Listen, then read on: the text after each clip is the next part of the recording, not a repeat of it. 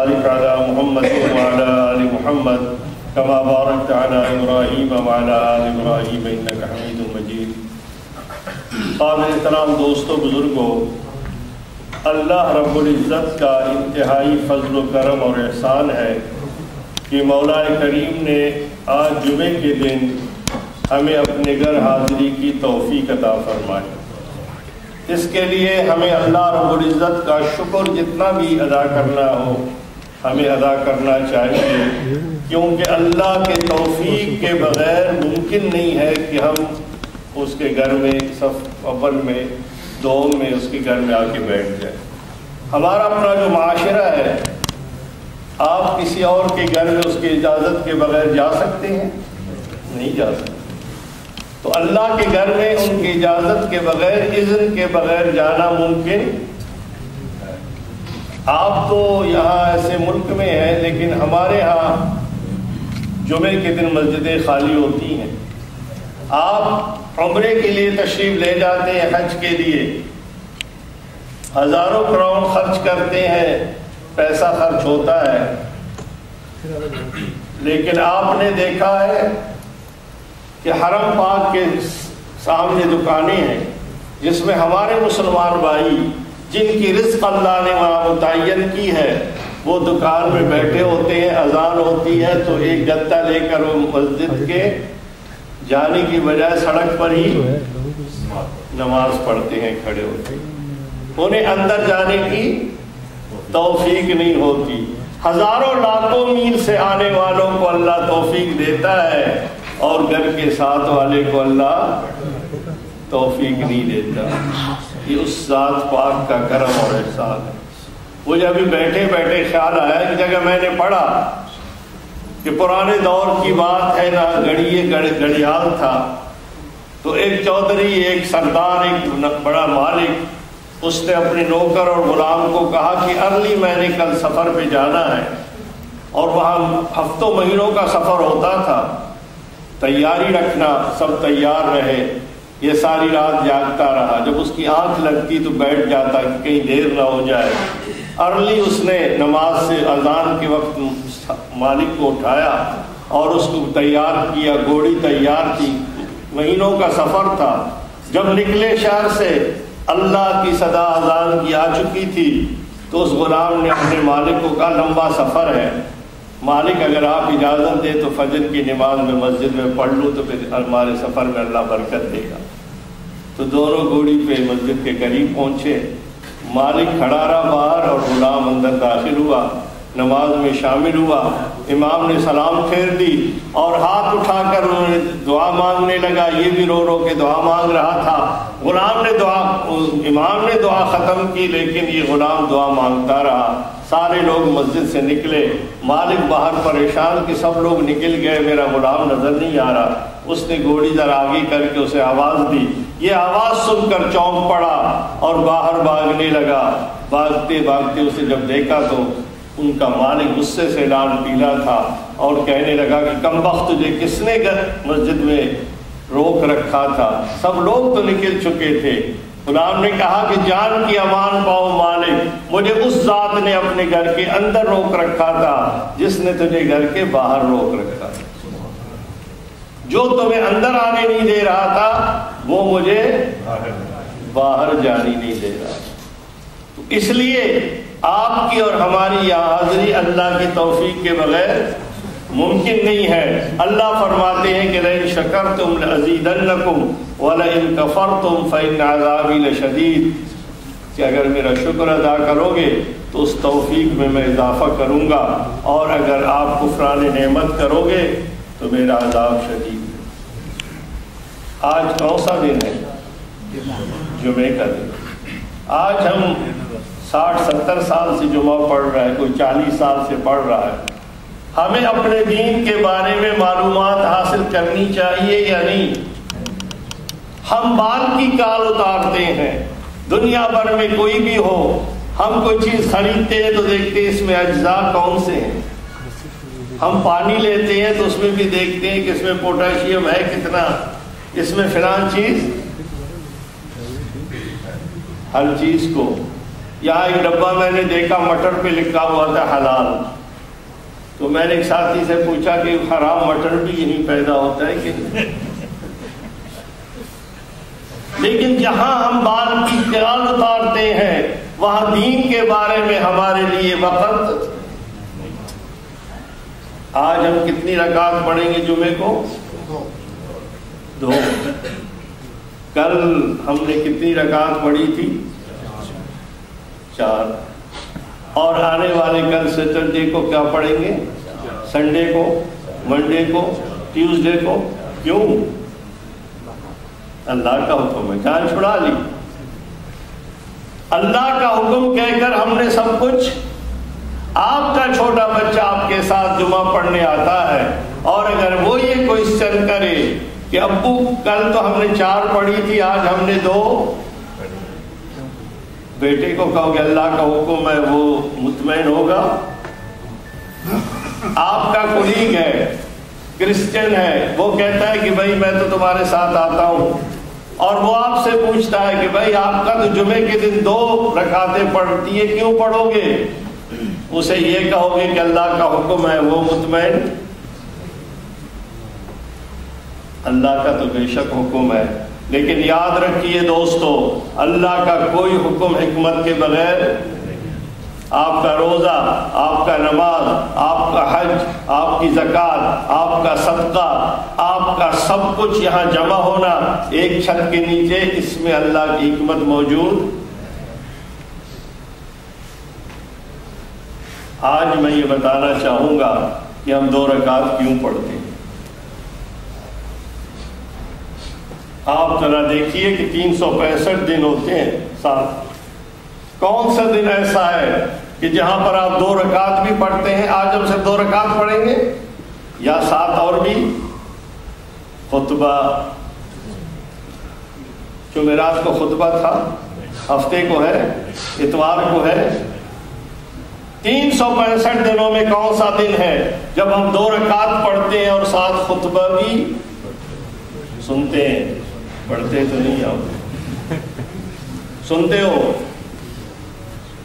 وہ عید الفطر ہے اور عید الاضحیٰ، چھوٹی عید اور بڑی عید ہے۔ چھوٹی عید رمضان کے بعد اور لیلۃ القدر کے انعام کے بعد، عشر مغفرت کے بعد اللہ آپ کو بونس میں خوشی کا دن تہوار دیتا ہے، اور یوم عرفہ کے بعد قربانی کے دن آپ کو اللہ تعالیٰ ہمارے کتنے تہوار ہیں؟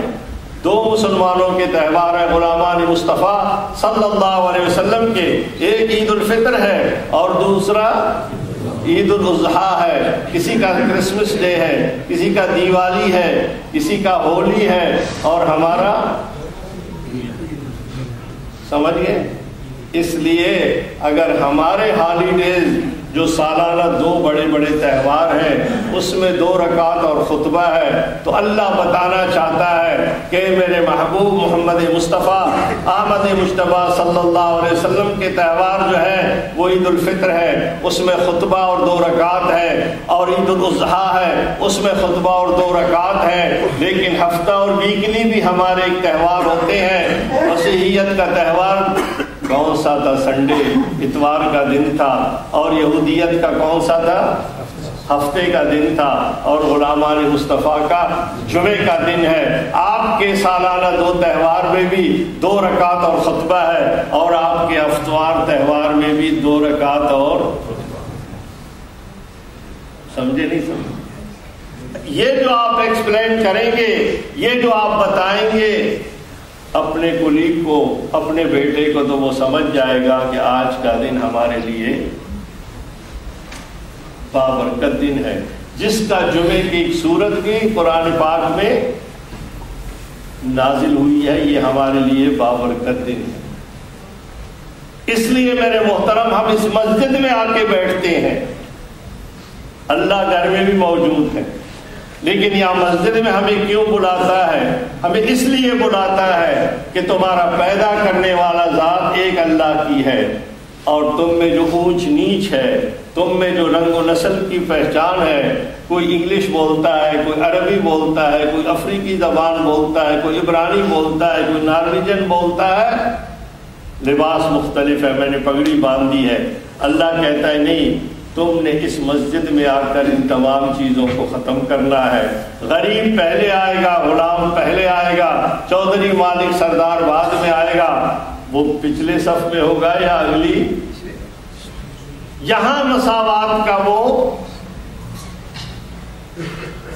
لیکن دوستو، ہمارے جسم میں کئی اعضاء ہیں، معدہ بھی ہے، گردے بھی ہیں، دو جگر بھی ہے، ہارٹ ہمارا دل بھی ہے، ٹھیک ہے؟ دل بند ہو جائے تو انسان کی، کس نے کہا؟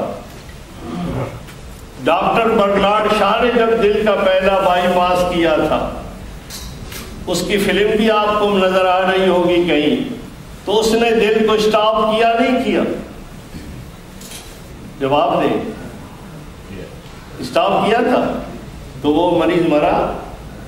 تو آپ کہہ رہے ہیں کہ دل اگر رک جائے تو آدمی، دل رک جائے آدمی نہیں مرتا، لیکن دماغ اگر 1 سیکنڈ کا 1000ویں حصے میں بھی کام چھوڑ دے تو آدمی، دماغ کی موت انسان کی موت ہوتی ہے، دل کا خاموش ہونا انسان کی۔ اس لیے عملاً سرجن جو ہے وہ دل کو اٹھا کے الگ کرتا ہے اور مشین پہ آپ کے پمپنگ، بلڈ پمپنگ کا نظام کرتا ہے۔ کبھی آپ نے نہیں سوچا اچھی چیز اوپر ہوتی ہے نیچے ہوتی ہے؟ اگر دل سب سے اہم ہوتا تو اللہ اس کو نیچے نہ رکھتا۔ آنکھوں سے بھی اوپر کیا رکھا ہے اللہ نے؟ دماغ کو رکھا ہے۔ اور یہ دماغ اونچا رہتا ہے یا نہیں رہتا بتائیں؟ اور اس دماغ کو اللہ کہتا ہے کہ اس میں سب کچھ ہے، عقیدہ ہے آپ کا۔ آپ ہاتھ ہلانا چاہتے ہیں، دماغ کہتا ہے ہاتھ ہلو، ہلتا ہے۔ آپ پاؤں ہلانا چاہتے ہیں، دماغ کہتا ہے پاؤں ہلاؤ۔ فالج کس کو کہتے ہیں کہ جب دماغ کا رگ کام نہ کرے۔ آج کمپیوٹر ہر ایک کے سامنے ہے، انٹرنیٹ ہر ایک کے سامنے ہے، اور کہتے ہیں کہ کمپیوٹر کے میں وائرس آیا۔ وائرس کہاں آتا ہے؟ کمپیوٹر کے دماغ میں وائرس آتا ہے۔ اس سائنس نے اسلام کی حقانیت کو سب سے زیادہ واضح کر دیا ہے دوستو۔ علماء کہتے تھے کہ جب تم قیامت کے دن کھڑے ہوگے، حشر کا میدان ہوگا اور اللہ کہے گا کہ تم نے یہ گناہ کیے ہیں، اور آپ کہو گی نہیں میں نے نہیں کیے ہیں، کیوں؟ ہم یہاں بھی یہی چکر۔ اللہ کہتا ہے کہ یوم نختم علی افواہہم، اللہ کہتا ہے میں ان کی زبان پہ مہر لگاتا ہوں، وتکلمنا ایدیہم، اور اس کے ہاتھ بولنے لگتے ہیں، وتکلمنا ایدیہم وتشہد ارجلہم، اور اس کے ٹانگیں گواہی دیتی ہیں کہ میں کہاں کہاں گیا تھا۔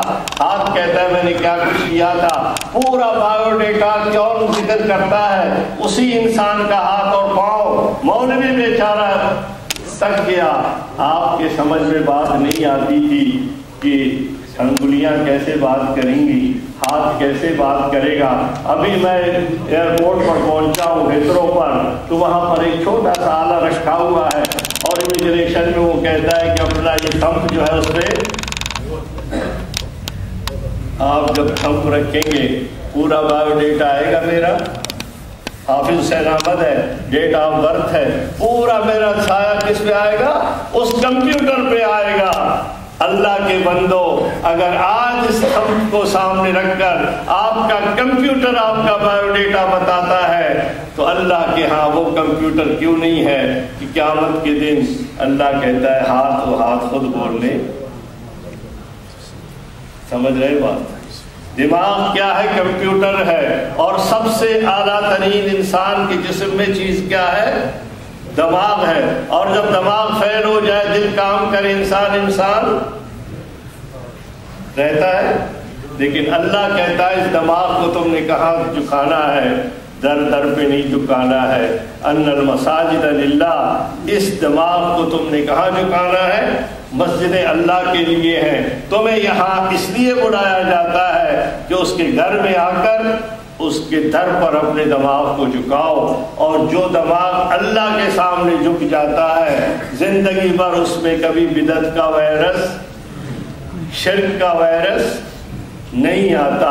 اور اگر وہ در در پہ جھکا جائے گا، اگر کمپیوٹر آپ نے کسی ایسے جگہ میں رکھا ہو جہاں صفائی اور ستھرائی ہو، ایک کے سوا کوئی بندہ ادھر داخل نہ ہوتا ہو، اس کمپیوٹر میں کبھی وائرس نہیں آ سکتا۔ اور اگر کمپیوٹر آپ نے رادری میں رکھا ہو تو تیسرے دن اس میں وائرس۔ اس لیے اللہ کہتا ہے کہ اپنے دماغ کو شرک کے وائرس سے بچاؤ، اور شرک کا وائرس کیا ہے؟ اسے اللہ رب العزت کے حضور دکھاؤ۔ آج ہم پاکستان کے لوگ، سعودی عرب کے لوگ، دنیا بھر کے مسلمان پریشان ہیں یا نہیں ہیں؟ اور ہماری پریشانی کیا ہے؟ ہمارا ایک پاسٹ ہے، ماضی ہے، اور ایک ہمارا مستقبل ہے، فیوچر ہے، اور ایک ہمارا حال ہے۔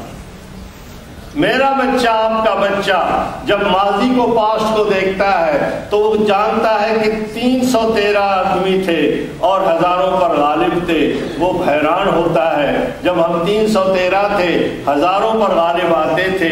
آج حال کو دیکھتے ہیں تو وہ بے حال نظر آتا ہے کہ آج ہم 2.25 ارب ہیں اور مٹھی بھر ہمارے قبلہ اول پہ۔ یہ کیا چکر ہے؟ جب یہ چکر کو سمجھنے کی کوشش کرتا ہے تو اپنی فیوچر سے، وہ مستقبل سے مایوس ہوتا ہے۔ اس کو بتانے والا کوئی نہیں ہے کہ آخر اصل مسئلہ کیا ہے۔ مسئلہ کیا ہے میرے دوستو؟ رب العزت نے آپ کو جو چیزیں عطا کی ہیں وہ کسی اور نبی کی امت کو، آپ کہتے ہیں جی بات کرتے ہیں حافظ صاحب، ہم یہاں بیٹھے ہیں، ہمارے پاس وسائل ہوتے تو ہم گھر سے باہر۔ ابھی میں نے آپ کو کہا تھا کہ حضور صلی اللہ علیہ وسلم پہ درود پڑھیے، آپ نے کس پہ پڑھا؟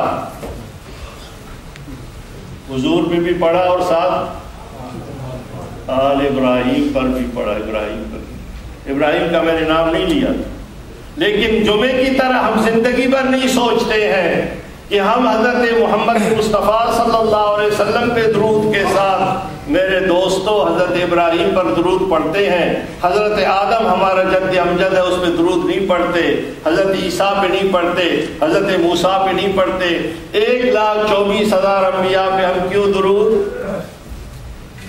کبھی سوچا ہے؟ سوچنے کی ہمیں فرصت؟ میں آج بتانا چاہتا ہوں، پہلے بتایا کہ جمعے کے 2 رکعت ہم کیوں پڑھتے ہیں، دوسری بات یہ بتانا چاہتا ہوں کہ ہم درود میں جب حضور کے ساتھ حضرت ابراہیم کا نام پڑھتے ہیں اور قیامت تک پڑھتے رہیں گے، کسی اور نبی کا نام ہم نے کیوں؟ اس کا جواب یہی کہ اللہ کا حکم ہے۔ جواب یہ ہے کہ تمام انبیاء میں سے حضرت ابراہیم نے قربانیوں کی وہ مثال قائم کی ہے کہ اس نے محمد مصطفیٰ خاتم النبی صلی اللہ علیہ وسلم کے ساتھ اپنے نام کو شامل کرنے کا راستہ نکالا۔ کیسے؟ یہ ہمارے چھوٹے بچے ہیں، ان پہ سب سے سایہ کس کا ہوتا ہے؟ باپ کا ہوتا ہے، باپ کا سایہ ہے، اور باپ ہی سب کچھ ہوتا ہے۔ ابراہیم جب چھوٹے بچے تھے تو باپ کا سایہ تھا، اللہ نے کہا باپ کو قربان کرو، چھوڑ دو، چھوڑ دیا یا نہیں؟ اور جب ابراہیم خود باپ بن گئے اور بیٹا ساتھ چلنے لگا، فلما بلغ معه السعی، تو اللہ نے کہا ابراہیم باپ بیٹے کو قربان کرو۔ بیٹا تھا، باپ کی قربانی مانگی گئی، خود باپ بنا تو بیٹے کی قربانی مانگی گئی۔ کوئی بھی بیٹا میرے دوستوں اس وقت تک باپ نہیں بن سکتا جب تک کسی خاتون کا شوہر نہ بنے، اور جب ابراہیم خاتون کا شوہر بنا، اللہ نے کہا بیٹے اور اس کی ماں کو لبدک صحرا میں اللہ کے حوالے کر دو، اور اس جگہ پر انہوں نے جا کر چھوڑ دیا، اور وہ عورت دوڑنے لگی، 7 چکر لگائے، کہاں پر؟ صفا، اور وہ چکر بھی قیامت تک محمد رسول اللہ کی امت لگاتی ہے یا نہیں؟ عمرہ اور حج میں کیا نکلا؟ لیکن حضرت ابراہیم نے دعا کی کہ اے اللہ میں اپنے بیٹے کو آپ کے حکم پہ چھوڑ رہا ہوں، اپنے وائف اور اپنی زوجہ کو چھوڑ رہا ہوں، لیکن وارزقہم من الثمرات، دنیا کی نعمتوں سے ان کو نواز دے۔ وہ باغ نہیں تھی اور نقد جو آپ کو ملا وہ کیا ملا؟ پانی نہیں، زمزم ملا۔ کتنے ہزار سال ہو گئے ہیں، زمزم کسی شخص نے نہیں پیا ہو تو ہاتھ کھڑا کرے۔ کوئی گھر ایسا نہیں ہے کہ جس میں زمزم موجود، کروڑوں گیلن روزانہ نکالا جاتا ہے لیکن زمزم میں کمی نہیں ہوتی کئی ہزار سال۔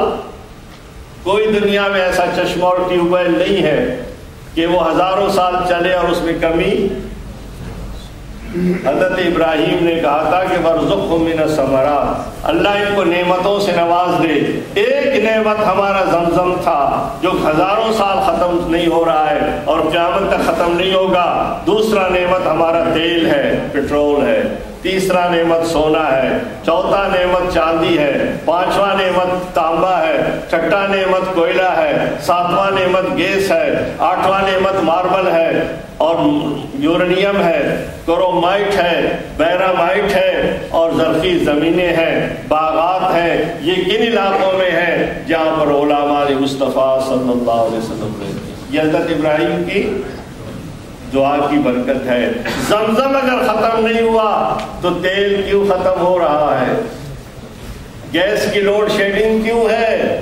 اس لیے ابراہیم نے یہ چیزیں امت محمدی کے فلاح و بہبود کے لیے مانگی تھی۔ جو چیز آپ خود استعمال کریں گے، علماء مصطفیٰ استعمال کریں گے، اس میں قیامت تک کمی۔ آج سب سے زرخیز ترین علاقے مسلمانوں کے ہیں اور سب سے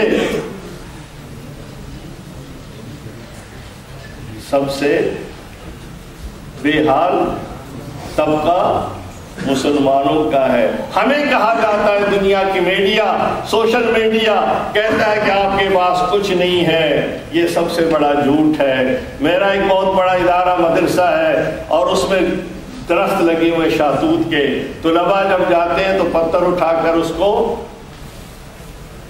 یہاں بھی درخت لگے ہوں گے، اگر کسی درخت پہ پھل نہ ہو اور کوئی شخص اس پہ پتھر اٹھا کر مارنے لگے، اس کو آپ کیا کہتے ہیں؟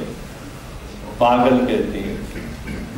دنیا پاگل نہیں ہے کہ ہمارے پاس کچھ نہیں ہے، وہ ہمارے درختوں پر پتھر،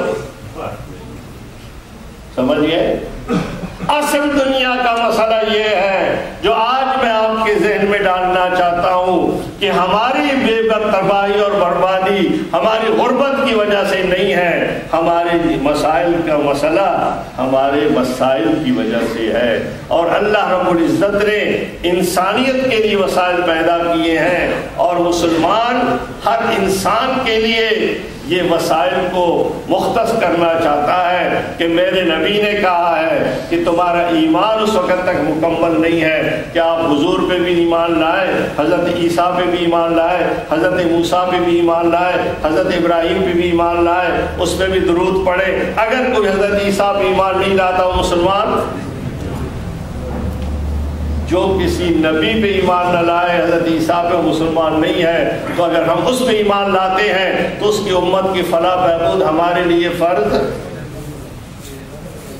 اس لیے میرے محترم دوستو، اللہ کہتا ہے 3 منٹ باقی ہے، اللہ یہ فرماتے ہیں کہ آپ کو میں ایک چیلنج دیتا ہوں۔ یونائٹڈ نیشن سلامتی کونسل، یونیسیف بین الاقوامی ادارے ہیں، ان کا کام کیا ہے؟ یونائٹڈ نیشن کہتی ہے کہ میں امن قائم کروں گا۔ پہلے کہتے تھے کہ آپ اسلحہ خریدو امن قائم ہوگا، تمام کنٹریز نے اسلحہ خریدے امن قائم۔ ایک جنگ تو یہاں پر آ کر ختم ہوئی ہے نا،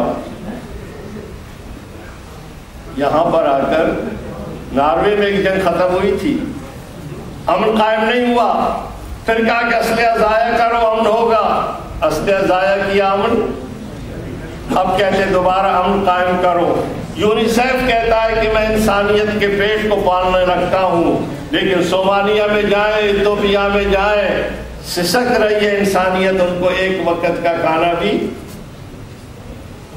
اللہ کہتا ہے کہ میں چیلنج کرتا ہوں کہ جو محمد رسول اللہ صلی اللہ علیہ وسلم کا نظام ہے اور جو تم سے اپنے کمپیوٹر اور سر کو جس کے حضور جھکاؤ گے، اگر ایک در پہ جھکو گے، ہم روزانہ پڑھتے ہیں کہ فَلْيَعْبُدُوا رَبَّ هَذَا الْبَيْتِ، اس اللہ کے گھر کے سامنے اپنی عبادت کے لیے اپنے آپ کو مختص کرو اور اس سر کو اس کے جھکاؤ۔ کیا چیز تمہیں ملے گا؟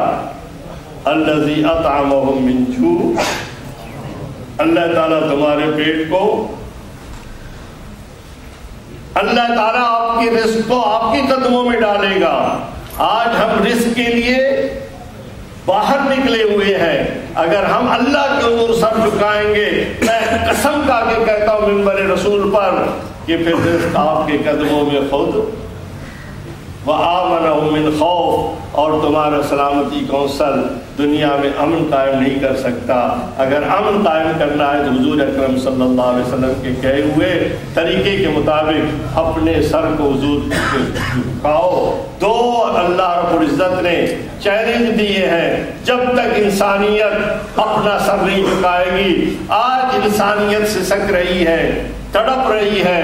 کل میں حاضر ہوا تھا مولانا محبوب الرحمان صاحب کے ہاں، ایک ہماری بچی خاتون ادھر آئی اور اس نے کہا کہ مجھے ہلکا بگوش اسلام کر دو۔ انسانیت سسک رہی ہے یا نہیں؟ اسلام میں آنے کے لیے تڑپ رہی ہے یا نہیں؟ سوشل حوالوں سے ان کی مجبوریاں ہیں یا نہیں؟